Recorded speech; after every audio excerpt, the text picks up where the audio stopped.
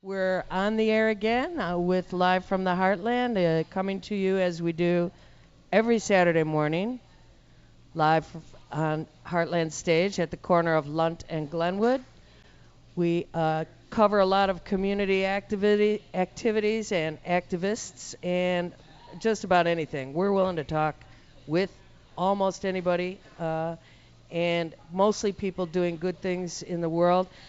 Before I actually introduce the next guest, parenthetically or coincidentally, today is a global day of action for human rights in Iran, and in Chicago that will consist of a rally at noon in Federal Plaza at Dearborn and Adams, and the special guest is Roxana Saberi, who was imprisoned, former Northwestern student, journalist, had a lot of publicity and help actually from you all who wrote letters and emails and worked with Amnesty International and other people to get her released. So today, that's this afternoon, Global Day of Action for Human Rights in Iran, today at noon. Again, I will talk later, I hope, if I save time, about the 4th Annual Clark Street Festival. David Chavez has booked the stages this year. There are incredibly great bands, including Funka DC. There are 2 stages, Chicago Afro-Latin Jazz Ensemble, El Payo, Swing Brasileiro, Angel Melendez, Funka DC, and others. And so you really got to hit the street tomorrow afternoon from 1 till 11 p.m. It's going on. Really great. Okay. This week, I learned some things. I read some poetry. Actually, I read ghazals. Is that the right word? That's right. Oh, my goodness.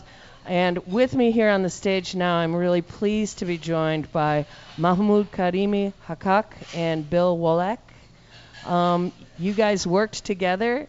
Sometimes I read fighting each other to get what you got together here, which is quite a little masterpiece. Hafez, this 14th century Correct. Yeah. Poet, Persian poet. Some of us only know about Rumi, Right. who was a well-read and famous Persian poet, lyrical, incredible, mystical, brilliant guy. Hafez, we've heard of, but until this week, I did not read extensively of him. You've put together a beautiful book called Your Lover's Beloved.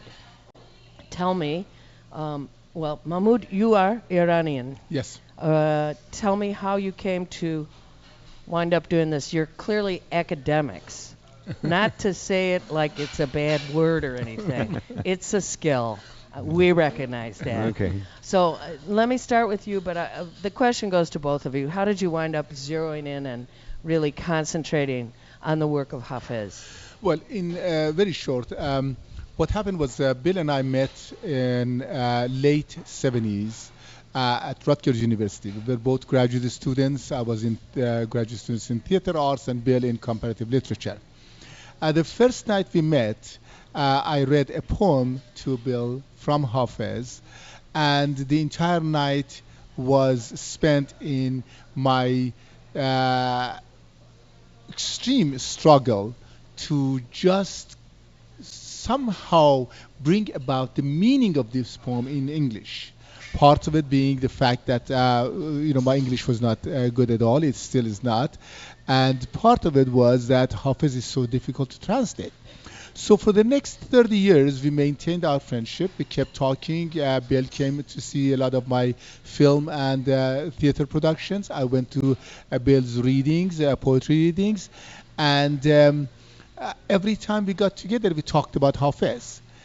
I went to Iran in 1992. I left my position at Towson University to go visit my mother for 10 days. And I ended up staying in Iran for 7 years. That's a long visit. It was a long visit.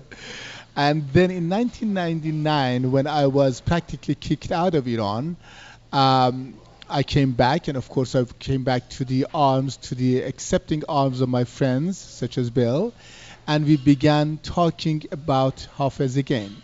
Year 2000, I did the production of Rumi. You talked about Rumi. Rumi's Masnavi in New York's Le Mama Theater.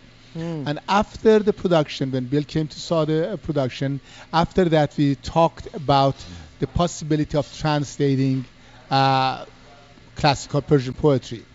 Bill was very excited about Attar, who is another master Sufi poet, and I suggested let's do Hafez. And we settled on doing Hafez. For the next 8 years, we worked on Hafez.